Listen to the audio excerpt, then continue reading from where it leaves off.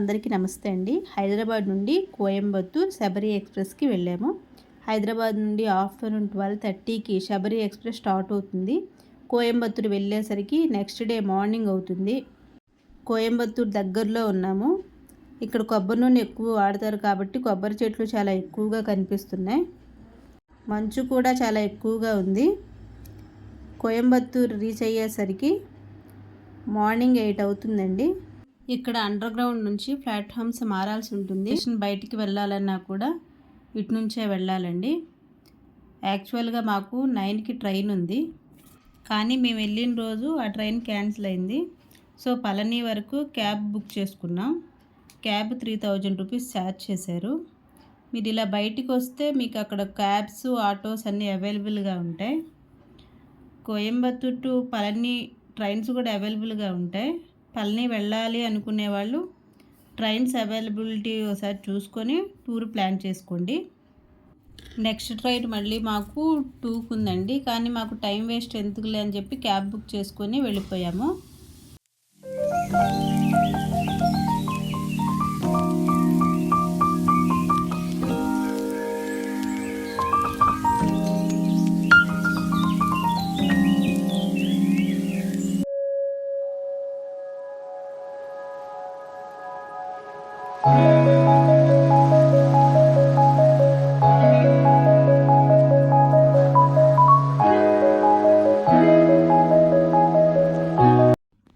అక్కడ కొండ కనిపిస్తుంది కదండి, అదేనండి పళని టెంపుల్.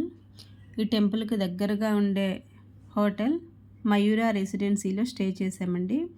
ఈ హోటల్ నుంచి టెంపుల్ వాకబుల్ డిస్టెన్స్లోనే ఉంటుంది. ఇక్కడ అరటికాయ చిప్స్ చాలా ఎక్కువగా అమ్ముతారండి. ఏ షాప్ చూసినా మనకి అవే ఎక్కువగా కనిపిస్తూ ఉంటాయి. హోటల్ రూమ్కి ఆపోజిట్లో ఇలా విభూతి స్టోర్ ఉంటుందండి. ఈ విభూతి స్టోరులో చాలా పెద్ద క్యూ ఉంటుంది. ఇక్కడ మనకి స్వామివారి గంధం, విభూతి, కుంకం లభిస్తాయి. ఈ విభూతి స్టోర్కి పక్కనే స్వామివారి అభిషేక పంచామృతం అమ్ముతారు. ఇవి డైరెక్ట్ కొండ మీద నుంచే వస్తాయండి. కొండ మీద కూడా ఈ స్టోర్స్ అవైలబుల్గా ఉన్నాయి, కావాలంటే అక్కడ కూడా తీసుకోవచ్చు. ఈ ప్రసాదం ఎలా ఉంది అంటే స్వామివారి శబరిమల అయ్యప్ప స్వామివారి ప్రసాదం లాగా ఉంది ఈ టేస్ట్. నేను పళనిలోనే శివలింగం ఒకటి తీసుకున్నాను, వినాయకుడితో ఉన్నది. ప్రసాదం స్టోర్ నుంచి ఇలా లెఫ్ట్ సైడ్కి వెళ్తే మనకి మార్కెట్స్ ఉంటాయండి. ఇలా కొంచెం లోపలికి నడవలసి ఉంటుంది.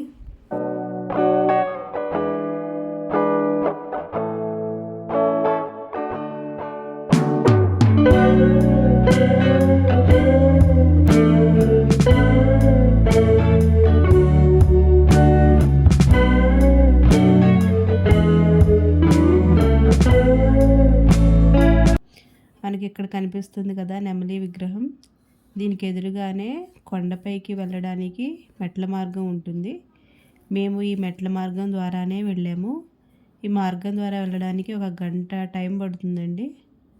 లేదు ఈ మార్గం ద్వారా వెళ్ళలేని వాళ్ళకి ప్రసాదం స్టోర్కి లెఫ్ట్ సైడ్లో పించు ట్రైను, రోప్ కారు అవైలబుల్ ఉంటాయి. అక్కడికి తీసుకెళ్ళడానికి ఇలాంటి ఫ్రీ బస్ సర్వీసెస్ ఉంటాయి. ఇదేనండి వించి రైలు స్టేషన్. దీనికి టికెట్ సిస్టమ్ ఉంటుంది. ఇక్కడ పెద్ద క్యూనే ఉంటుంది. వెయిటింగ్ టైము మ్యాక్సిమం 2 అవర్స్ పడుతుంది. స్వామివారి దర్శనం చేసుకొని ఈ వించి ట్రైన్ నుంచి కిందకి వచ్చిన వారు ఈ మార్గం నుంచి బయటకు వస్తారు. ఈ వించి స్టేషన్ నుంచి చాలా లోపలికి వెళ్తే రోప్ కార్ వస్తుందండి. ఈ రోప్ కార్కి టికెట్ 50 రూపీస్ వరకు ఛార్జ్ చేస్తారు. ఇప్పుడు పళని ఆలయ స్థల పురాణం చూద్దాం. శ్రీ సుబ్రహ్మణ్య స్వామి క్షేత్రాలలో చాలా ప్రఖ్యాతిగాంచిన మహిమాన్విత దివ్యక్షేత్రం పళని. ఈ పళని తమిళనాడులోని దిండిగల్ జిల్లాలో ఉంది. కార్తికేయుడు అలిగి కైలాసం వదిలి భూలోకం వచ్చి ఒక కొండ శిఖరంపై నివాసం ఉంటాడు. అదే పళని కొండ. సుబ్రహ్మణ్య స్వామి ఎందుకు అలిగాడు అంటే అది మనందరికీ తెలిసిన కథేనండి. పూర్వం విఘ్నాలకు అధిపతిని ఎవరిని చేయాలి అని పార్వతీ పరమేశ్వరులు ఒకనాడు మన వినాయకుడిని, సుబ్రహ్మణ్యుడిని పిలిచి ఈ భూలోకం చుట్టి అనగా అన్ని పుణ్యనదుల్లో స్నానం ఆచరించి ఆ క్షేత్రములను దర్శించి ముందుగా వచ్చిన వారిని విఘ్నములకు అధిపతిని చేస్తాను అని శంకరుడు చెప్తే, అప్పుడు వినాయకుడు యుక్తితో ఆది దంపతులు తన తల్లిదండ్రులు అయిన ఉమామహేశ్వరుల చుట్టూ 3 ప్రదక్షిణలు చేస్తాడు.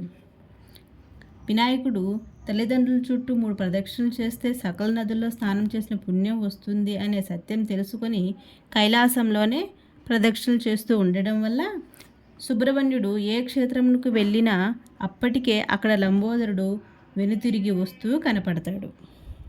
ఈ విధంగా వినాయకుడు విఘ్నములకు అధిపతి అయ్యాడు. అయితే కార్తికేయుడు అలిగి ఒక కొండ మీద వచ్చి కూర్చున్నాడు. అదే మన పళని కొండ. అప్పుడు శివపార్వతులు ఇద్దరూ షణ్ముఖుని బుజ్జగించడం కోసం భూలోకంలో సుబ్రహ్మణ్యుడు ఉన్న కొండ శిఖరం వద్దకు వస్తారు. ఆ కొండ శిఖరం ఉన్న ప్రదేశమును తిరు ఆవినం కుడి అని పిలుస్తారు. పరమశివుడు ప్రేమతో సుబ్రహ్మణ్యుని ఎత్తుకొని, నువ్వే సకల జ్ఞాన ఫలానివిరా నాన్న అని ఊరడిస్తాడు. సకల జ్ఞాన ఫలం అంటే తమిళంలో ఫలమని, నీవు అంటే తమిళంలో నీ అని అర్థం. ఈ రెండింటినీ కలిపి పళని అయ్యింది. అంతటితో ప్రసన్నుడైన సుబ్రహ్మణ్యుడు ఎప్పటికీ శాశ్వతంగా ఆ కొండ మీదే కొలువై ఉంటానని అభయమిస్తాడు. సుబ్రహ్మణ్య క్షేత్రాలలో జరిగే కావడి ఉత్సవం మొట్టమొదట ఈ పళనిలోనే ప్రారంభమయ్యింది. ఇక్కడ ఈ స్వామివారిని అరుల్మిగు దండయుతపణి స్వామి అని పిలుస్తారు. ఈ ఆలయంలో ఉదయం 6 గంటల నుంచి రాత్రి 8 గంటల వరకు పూజలు జరుగుతాయి. ఇప్పుడు పళని నుండి 45 కిలోమీటర్ల దూరంలో ఉన్న పాతాళ శంభు మురుగన్ టెంపుల్కి వెళదాం. ఈ ఆలయాన్ని దర్శించడం ద్వారా భక్తులు శ్రేయస్సు, ఆరోగ్యం, మోక్షం పొందుతారని విశ్వాసం. పాతాళ శంభు మురుగన్ ఆలయంలో 18 రకాల మూలికలతో తయారైన విభూతి ప్రసాదం అత్యంత పవిత్రంగా భావించబడుతుంది. ఇక్కడ మురుగన్ ప్రతిమ 16 అడుగుల లోతులో గర్భగుడిలో ఉంది. భక్తులు 18 మెట్లు దిగి స్వామివారిని దర్శించుకోవాలి. ఇక్కడ 41 రోజుల పాటు స్వామి పాదాల వద్ద ఉంచి అభిషేకించిన కరుంగలిమాల స్వామి కరుణతో ప్రత్యేక శక్తిని కలిగి ఉంటుంది. దీన్ని ధరిస్తే శరీరం నుండి ప్రతికూల శక్తులు తొలగిపోతాయని, శ్రేయస్సు కలుగుతుందని భక్తుల విశ్వాసం. అయితే ఈ కరుంగలిమాలను వికలాంగులకు ఈ దేవస్థానం వారు ఉచితంగా ఇవ్వడం జరుగుతుంది. ఈ మాల ధరించేటప్పుడు కావలసిన నియమాలు: నాన్ వెజ్ తినేటప్పుడు, చనిపోయిన వారి ఇంటికి వెళ్ళినప్పుడు ఈ మాలను తీసేయాల్సి ఉంటుంది. అలాగే ప్రతిరోజు నైట్ పడుకునే ముందు ఈ మాలను తీసేయాల్సి ఉంటుంది. ఉదయం స్నానం తర్వాత మరలా మాలను ధరించవచ్చు. Next day morning Palani railway స్టేషన్కి వెళ్తున్నామండి.